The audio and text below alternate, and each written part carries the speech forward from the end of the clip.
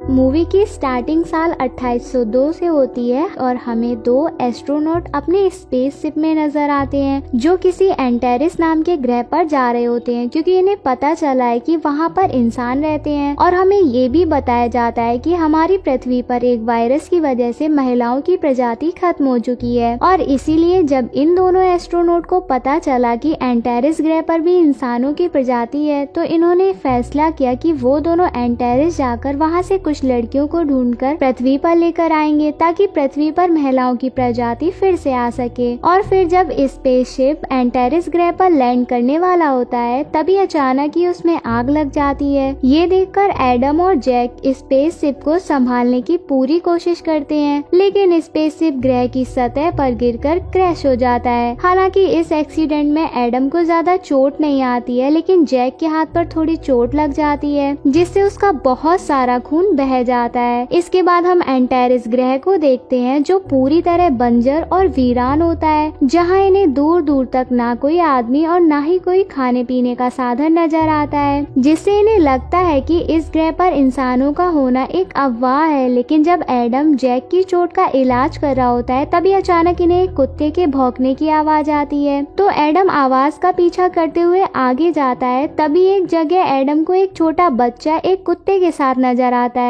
तो एडम उस बच्चे से बात करने की कोशिश करता है, लेकिन वो बच्चा एडम को देखते ही वहाँ से भागने लगता है। ये देखकर एडम भी उसके पीछे पीछे जाता है, और तभी एक महिलाओं का समूह वहाँ आ जाता है जो किसी सिपाही की तरह लग रही होती है, और फिर वो महिलाएं उस बच्चे को पकड़कर अपने साथ ले जाती हैं। इधर एडम जब उस बच्चे को इधर उधर ढूंढ रहा था, तभी वो एक बड़े से महल के सामने पहुँच जाता है, और एडम चुपके से उसके अंदर चला जाता है और वहाँ पर बहुत सारी महिलाओं को देखकर हैरान रह जाता है। इसी दौरान एडम को उनकी बातों से पता चलता है कि इस ग्रह पर महिलाएं आदमियों पर राज करती हैं और उन्हें गुलाम बनाकर अपने सारे काम करवाती हैं। यहाँ तक कि जब उन्हें किसी आदमी के साथ रोमांस करना होता है, तो महिलाएं उनकी मर्जी के बगैर ही अपने मन चाहे आदमी के साथ कुछ भी कर सकती हैं। इसी दौरान एडम देखता है कि वहाँ कुछ महिलाएं अपने गॉड के लिए प्रे कर रही होती हैं। तभी हमें पता चलता है कि धार्मिक महिलाएं एक ऐसे ग्रुप से संबंधित हैं जिसे टेक्सन चलाती है। उसी समय एक बहुत ही बड़ा सांप जमीन से निकलता है, जिसकी ये सभी महिलाएं पूजा करती हैं और इसी को अपना गॉड मानती हैं। और फिर हम इस ग्रह की रानी सुमुरु को देखते हैं जो टेक्सन के काम से बहुत कम खुश होती हैं। तभी वहाँ कुछ महिला सिपाही उस बच्चे को लेकर आती हैं और ये सब एडम बड़ी हैरानी से देख रहा होता है। तभी टेक्सन उन सभी को बताती है कि इस बच्चे को हमारे स्नेक गॉड के लिए बलिदान किया जा रहा है। ये सुनकर उस बच्चे की बहन डव, जो रानी की सैनिकों में से एक है, वो टेक्सन के ग्रुप की महिलाओं पर अटैक कर देती है। इसी दौरान हमारे सामने एक और बात आती है कि महल के अंदर की महिलाएं 2 ग्रुपों में बटी हुई हैं, एक जो टेक्सन का काम करती है और दूसरी जो रानी सुमुरु का काम करती है।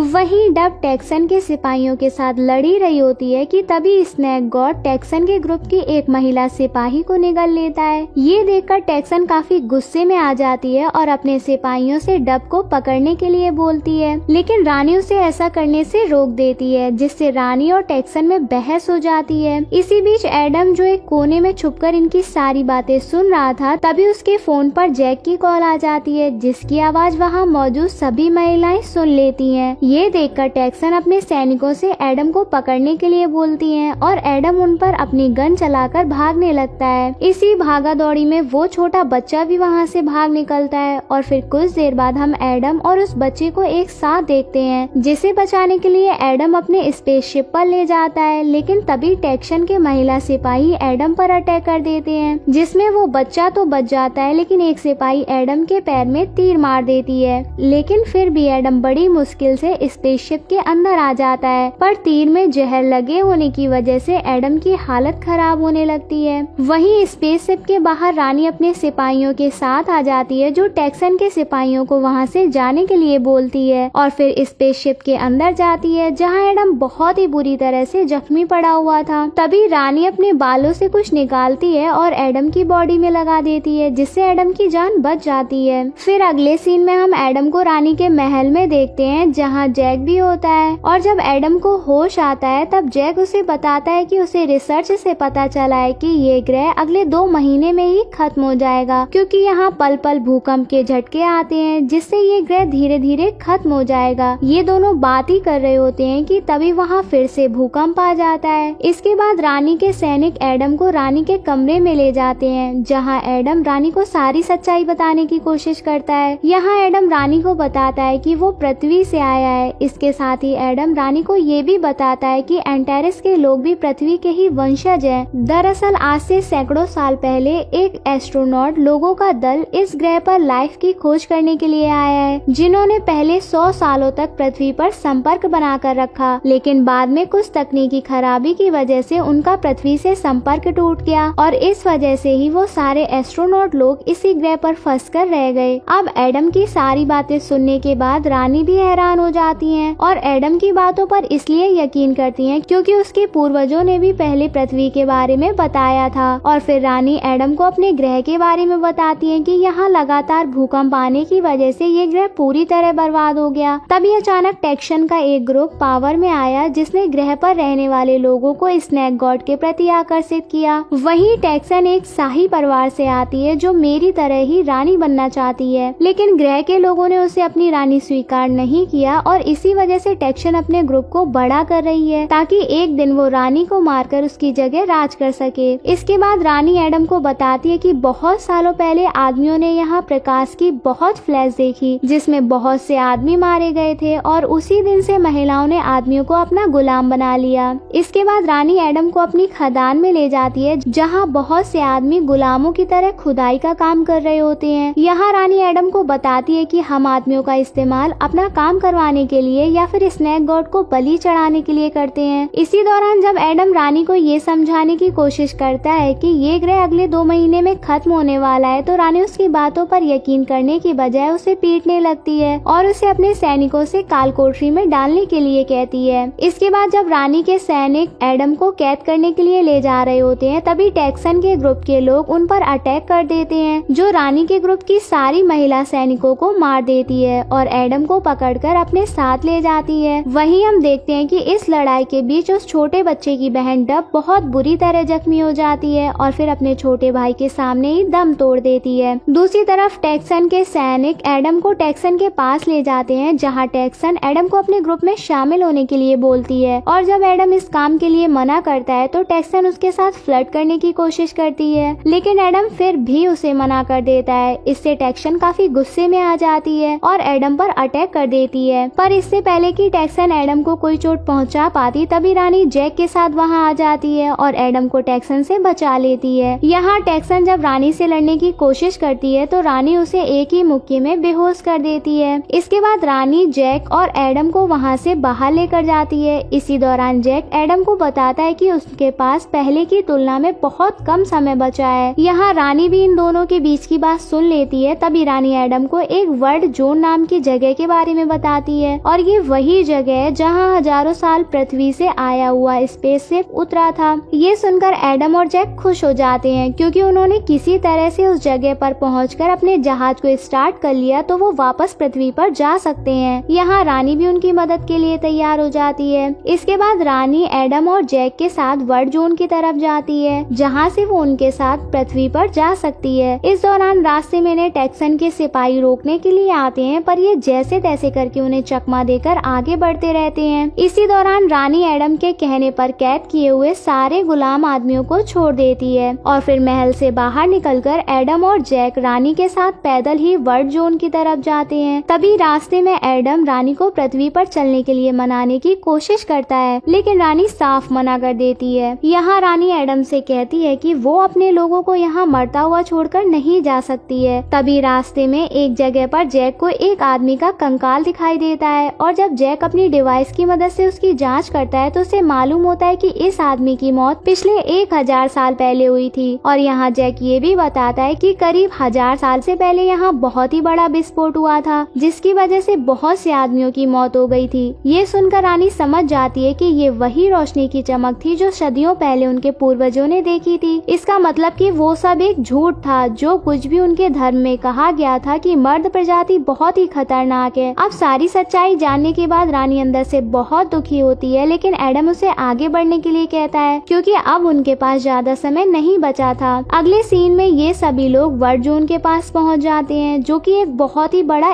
स्पेसशिप होता है और फिर जैक और वो छोटा बच्चा इंजन को स्टार्ट करने की कोशिश करने लगते हैं, जबकि एडम और रानी स्पेसशिप की तकनीकी चीजों को चेक करने लगते हैं। और फिर बहुत मेहनत के बाद एडम और जैक स्पेसशिप के इंजन को स्टार्ट करने में कामयाब हो जाते हैं। पर तभी टेक्सन अपने सिपाहियों के साथ वहां आ जाती है और इन पर अटैक कर देती है, जिससे वहां बहुत ही घमासान लड़ाई होती है। पर एडम अपनी हाईटेक गन से टेक्सन के सभी सिपाहियों को मार देता है, लेकिन टेक्सन अभी जिंदा होती है, जो रानी से दो दो हाथ करने के लिए कहती है। ये सुनकर रानी टेक्सन को जबरदस्त तरीके से मारती है। इसी बीच टेक्सन जब रानी को जान से मारने की कोशिश करती है, तभी एडम उसे अपनी गन से शूट कर देता है, जिससे उसकी मौत हो जाती है। इसके बाद जैक स्पेसशिप को उड़ान भरने के लिए तैयार करता है। वहीं अब रानी भी समझ जाती है कि उसका ग्रह अब खत्म होने वाला है, तो अब रानी भी एडम और जैक के साथ पृथ्वी पर चलने के लिए मान जाती है। और जब ये सभी लोग स्पेसशिप में बैठकर उड़ान भरते हैं, तो एंटेरिस के लोग स्पेसशिप को आसमान में उड़ता हुआ देखकर काफी परेशान हो जाते हैं। वहीं एडम जब एंटेरिस के लोगों को उनकी रानी के बिना देखता है, तो उसे उनके लिए काफी बुरा महसूस होता है। तो एडम जैक से स्पेसशिप को नीचे उतारने के लिए बोलता है और ग्रह पर बचे हुए बाकी लोगों को अपने साथ पृथ्वी पर ले चलने के लिए बोलता है। इस पर जैक एडम से कहता है कि अगर हम वापस ग्रह पर जाते हैं तो वहां आने वाला खतरनाक भूकंप हमारे स्पेसशिप को खत्म कर सकता है। पर एडम और रानी इतना जोखिम उठाने के लिए तैयार होते हैं और फिर रानी और एडम के ज्यादा बोलने पर जैक स्पेसशिप को नीचे उतार देता है। वहीं ग्रह पर मौजूद लोग स्पेसशिप को देखकर डर रहे होते हैं, तो रानी बाहर जाकर उन सभी को समझाती है और इन्हें स्पेसशिप के अंदर आने के लिए कहती है। तो रानी की बात मान सभी लोग स्पेसशिप के अंदर आ जाते हैं और जब जैक स्पेसशिप को फिर से उड़ाने के लिए तैयार होता है, तभी स्पेसशिप पर एक बहुत बड़ा कोबरा अटैक कर देता है। लेकिन जैसे ही जैक स्पेसशिप को उड़ान भरने के लिए स्टार्ट करता है, तभी स्पेसशिप से निकलने वाली आग से वो कोबरा जलकर मर जाता है और फिर स्पेसशिप पृथ्वी के लिए उड़ान भरते हुए आसमान की तरफ चला जाता है। और इसी के साथ ये मूवी यही खत्म हो जाती है। हमारे चैनल को ऐसे ही प्यार देते रहिए। चलो जल्दी से कमेंट करके बताओ आपको मूवी कैसी लगी। लाइक और शेयर करना मत भूलना।